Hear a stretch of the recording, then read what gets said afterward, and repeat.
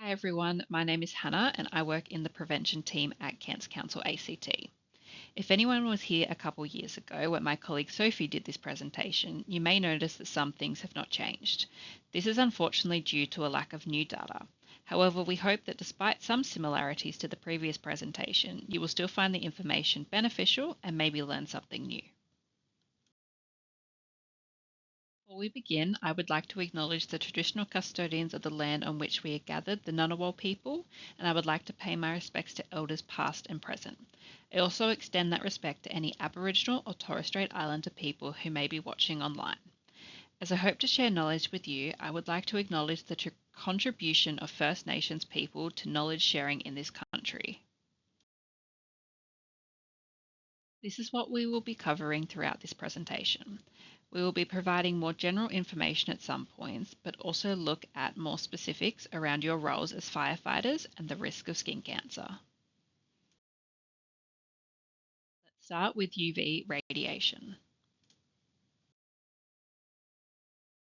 Before we talk about being SunSmart on the job, it's important to understand what UV actually is.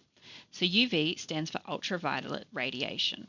It comes from the sun, just like other types of energy. The sun gives off different kinds of radiation, which includes infrared radiation, this is the heat we feel, visible light, this is the sunlight we see, and then there's ultraviolet radiation, or UV, which we can't see or feel. A common misunderstanding is that if the UV is high, we'll feel it as heat. People often say it must feel hot or burning, but UV is not connected to heat. You can have a cool and cloudy day with very high UV. So when it comes to protecting ourselves, we need to think about UV and not the temperature. This is the UV index. It's a numerical scale that tells us how strong UV radiation is at any given time. The scale starts at 0 and it can go on forever. Here in Australia during summer, it can reach around 14, which is extremely high. The key thing to remember is the higher the UV index, the faster your skin can burn and the more damage it can cause. So the UV index is really our guide for knowing when our skin is at risk and when we need to stay protected. UV levels of 1 and 2 are considered low.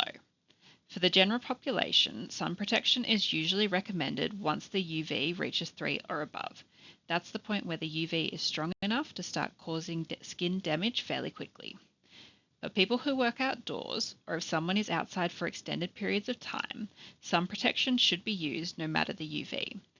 This consistent protection helps prevent long-term skin damage and reduces the risk of skin cancer. There are a lot of things that can affect our exposure to the UV. Time of day and the time of year are often the things people are most familiar with affecting UV. UV levels are highest when the sun is at its peak during the middle of the day. The UV levels in Canberra are lower in June and July and highest in December and January.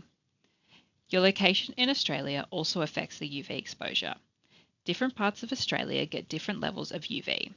Generally, the further north you go, the higher the UV compared to Canberra. The altitude. So the higher up you are, such as in the mountains, the stronger the UV is as the air temperature is thinner and cleaner, and so the atmosphere absorbs less UV radiation. Cloud cover. While a thick cloud cover can provide a good filter for UV radiation, UV is still present on cool and cloudy days. This is why it is recommended to always check the UV index or forecast, as UV can be 3 or above even if you can't see the sun. And lastly, reflection. UV can also reach you indirectly via reflective surfaces such as snow, water, sand, concrete, and polished metals. This can increase your exposure to the UV even if you're in the shade. As we just spoke about, the time of year impacts our exposure to the UV. Here we have a graph that shows the average monthly UV in Canberra. As you can see, the months of June and July are the only months that average below a UV of 3. It doesn't mean on a day-to-day in June or July that the UV couldn't reach 3, it is just an average. All the other months average 3 or above, so sun protection is required. But remember, I mentioned earlier that outdoor workers and those outside for extended periods of time should protect themselves from the UV, even if it is below 3. Then, looking more closely at the time of day, we can see from about 11 a.m. till 3 p.m. there is a period of increased UV levels. During the times when UV is higher, we want to minimize outdoor exposure where possible. If we do need to be outdoors during these hours, it's essential to use adequate sun protection. We can check the UV index using these easy and free options. There's the SunSmart app, which tells us the live UV for your location as well as the UV forecast for the day. Then we have the BOM app, myuv.com, and Arpanza, which is an Australian government agency. Why should you check the UV? Well, see this picture here. This is from the Arpanza website that shows a recent November day and how drastic the UV can change throughout the day and not follow the natural course like we just saw a couple slides ago. So on this day, the UV did peak to extreme levels, but you can also see that in the middle of the day here, it dropped rapidly to below 3. So make sure to check the UV before you go outside and use sun protection, which we will talk more about later on. UV matters because it can damage your skin, even if you don't feel it. Unlike heat or sunshine, you can't sense the UV, but it still penetrates your skin and can cause serious skin damage. Too much exposure to UV is responsible for about 95% of skin cancers in Australia. This means that by protecting ourselves from UV, we are actively reducing our risk of skin cancer. UV radiation comes in two main types that affects our skin differently, UVA and UVB. UVA penetrates into the deeper layers of the skin, which can trigger chemical reactions and damage the DNA of the skin cells. Over time, UVA also breaks down collagen and elastic tissue, leading to thick, leathery, aged skin with wrinkles, pigmentation, dryness, and broken blood vessels. UVB is harsher. It mainly affects the outer layer of skin, damaging DNA directly. Our cells can try to repair this damage, but repeated UVB exposure overwhelms these repair processes, increasing the risk of serious skin damage. Both UVA and UVB exposure can cause precancerous skin spots and skin cancers, including melanoma, squamous cell, and basal cell carcinoma. Because UV rays are invisible to the human eye, people often don't realize the damage until it's too late. That's why it's so important to be deliberate and consistent about sun protection, especially for firefighters who spend long periods outdoors. Next, we will be looking at some skin cancer statistics. Unfortunately, here in Australia, and along with our New Zealand counterparts, we have one of the highest rates of skin cancer anywhere in the world, with more than 2 in 3 Australians diagnosed with skin cancer in their lifetime. This makes skin cancer our most common cancer. This means that we have to get really good at talking about skin cancer and looking out for it for our health and the health of our loved ones. Looking more closely here in the ACT, the number of diagnosed cases of melanoma has been rising. Obviously, a notable dip in 2020 as we were all stuck inside for a while there and no one went to get health checks. Within 10 years, between 2012 and 2022, we have almost doubled the number of new diagnosed melanomas in the ACT. As we will get to later on, melanoma is not the only type of skin cancer. In men, the chance of developing at least one non-melanoma skin cancer is higher than it is for women, which means that men have to be extra vigilant. Those of you with a keen eye will note that these statistics are from 2022. We actually don't have more up-to-date data than this. It is also difficult to get statistics on non-melanoma skin cancers as they aren't required to be reported. What we do know is that skin cancer causes more deaths than transport accidents every year in Australia. So it is really important that we are as aware of the steps we can take to avoid skin cancers as we are about putting on our seatbelts when we drive. Next, we will be looking at the different types of skin cancers. So there are two main types of skin cancer, non-melanoma skin cancer and melanoma skin cancer. Non-melanoma skin cancer includes squamous cell carcinoma and basal cell carcinoma, which are more common than melanoma. These types are not typically life-threatening if detected and intervened early. Non-melanoma skin cancers are often caused by long-term exposure to UV rays. Melanoma is the more deadly form of skin cancer as it is more likely to spread to other parts of the body, especially if not found and treated earlier. Just want to give a disclaimer here that there will be some photos over the next couple of slides of skin cancer, so if anyone doesn't want to watch, I'd recommend turning away. So what do skin cancers look like? So basal cell carcinomas appear as a round or flattened lump or scaly area. They are often red, pale, or pearly in color, and they'll grow slowly over months or years. They're usually found on the head, neck, and upper torso, but may also appear on other parts of the body. They may become ulcerated, bleed, or fail to heal. Squamous cell carcinomas look like a red scaly spot, usually thickened, which may bleed easily or ulcerate after some time. They are often painful, especially when touched. They usually grow over weeks to months and may spread if not treated. And they appear on parts of the body most often exposed to the sun. And then we have melanoma skin cancer. These appear as a new spot or an existing spot, freckle, or mole that changes color, size, or shape. They usually have an irregular or smudgy outline and is more than one color in the same mole. They sometimes can appear as a lump with little or no brown pigment, as a reddish patch, or like a blood blister. These often grow over weeks to months anywhere on the body and not just in places that get a lot of sun. If left untreated, cancer cells can spread to other parts of the body. There are some factors that we can or cannot control that can increase our risk of skin cancer. I'm going to look at some of those now. Every year, 200 melanomas and 34,000 other types of skin cancers are caused by occupational exposure. With appropriate prevention, we can help to decrease these rates.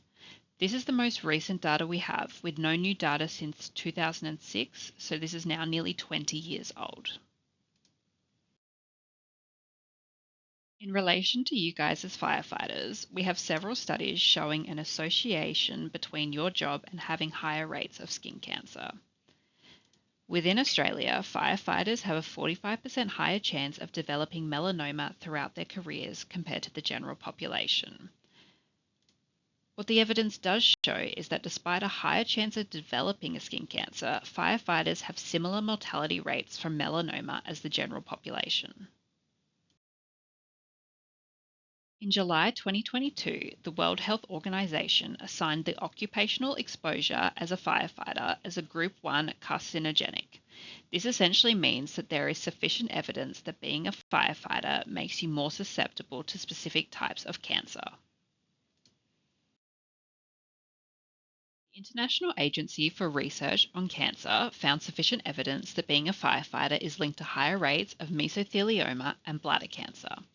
They also found limited evidence that being a firefighter is linked to higher rates of colon cancer, prostate cancer, testicular cancer, melanoma of the skin, and non-Hodgkin lymphoma. It is important to note that the strength of this evidence is specifically talking about additional risk caused by occupational exposure and is not reflective of the other factors which are associated with increased risk of melanoma and other skin cancers.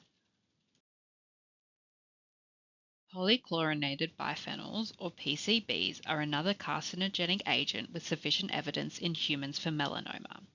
They are also confirmed as an occupational carcinogen in workers exposed during manufacture of PCB capacitors, manufacture and repair of transformers, waste incineration, recycling, and finally, firefighting. PCBs are organochlorine compounds. They are classified as persistent organic pollutants, which means they do not easily break down and stick around for a long time. PCBs were used from the 1930s to the 1970s in a range of industrial products, including sealing and caulking compounds, inks, and paint additives. They were also used to make coolants and lubricants for certain types of electrical equipment, including transformers and capacitors. They were phased out due to impacts on the environment, including bioaccumulation in fish and mammals. For those of you who are from the ACT, you might recall the 2011 Mitchell fire in which the ESI site was used to store and treat PCBs, and in the aftermath, there was a University of Queensland report which indicated that the government failed to conduct adequate exposure testing for PCBs. Other than what we have already mentioned, there are other things that can increase an individual's risk of developing skin cancer in their lifetime. Some of these include having red hair, fair skin, or moles, having a history of sunburn. Some medications can be photosensitizing, which means the skin is more affected by the sun or UV. If you are unsure about any medications you may be taking, you can speak to your doctor about this. A family history of skin cancers also increases your risk. And lastly, occupational exposure, including firefighters and other outdoor workers, can increase the risk of developing skin cancers. To touch a little bit more on sunburns and tanning, unfortunately in Australia we have a strong history of people laying out on the beach with their coconut oil lathered on their skin trying to get a tan. We've come a long way since those days, but in the summer of 2023 to 24, 1.5 million Australians were burnt in the week prior, and over 2 million attempted to get a suntan in the year prior. Bringing it back more locally, this included that almost 1 in 10 Canberrans attempted to get a tan. A sunburn or tan is a visible sign that our skin has been exposed to too much UV and that this radiation has damaged the skin. However, not all UV damage is visible. We might not know when DNA damage from UV radiation that we spoke about earlier occurs. So far we have discussed skin cancers and how they occur, but now moving on to my bread and butter at Cancer Council ACT, which is the prevention of skin cancers. We know that with 95% of skin cancers caused by the UV, that it is in fact the most preventable type of cancer. If anyone was around about 44 years ago, you might remember a seagull named Sid popping up on your TV screen telling you to slip, slop, and slap. Sid is still around, but has since had an update to include seek and slide. To go into a bit more depth, we want to slip on some protective clothing, including long sleeves and long pants. Slop on SPF 50 or 50 plus broad spectrum sunscreen. Broad spectrum means it will protect the skin against both UVA and UVB rays.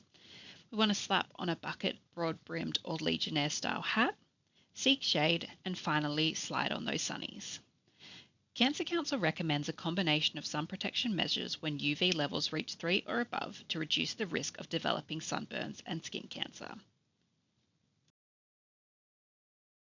Here in the ACT, we actually do really well with using these methods to protect ourselves from the UV, with almost 2/3 of Canberrans using 3 or more forms of sun protection. Unfortunately, we do know that men are worse at using sun protection than women, with only 1 in 3 men using sunscreen most days compared to 2 in 3 women. Firefighters can be exposed to combustion products from fires, building materials, chemicals in firefighting foams, flame retardants and diesel exhaust, and other hazards including ultraviolet radiation. Uptake of fire effluents or other chemicals can occur through the skin, through breathing, and potentially through accidental ingestion. Firefighters rely on PPE to reduce their exposure. A self-contained breathing apparatus is often worn during firefighting activities involving structures or vehicles, but less common during bushfires, where firefighters can be deployed to wildfires multiple times a year and remain near the fire for several weeks. Dermal absorption of chemicals can occur even in firefighters wearing PPE due to limitations of its design, fit, maintenance, or via decontamination. Furthermore, exposures can occur when firefighters are not actively fighting fires and are not wearing PPE. To protect yourself from PCBs on the job, make sure your hood, collar, and ear flaps work together seamlessly to provide full protection. Always wear a breathing apparatus in any immediately dangerous to life or health environment. Use the wipes provided at the scene of an incident and shower as soon as possible after the incident. Clean your PPE thoroughly and make sure that your PPC is bagged and tagged for laundering. Early detection of skin cancers is so important as it can allow for less severe treatment from occurring and can prevent cancer from spreading around the body. On this slide here, you can see an ABCDE melanoma detection guide, which can help you know what you should be looking for on your own skin.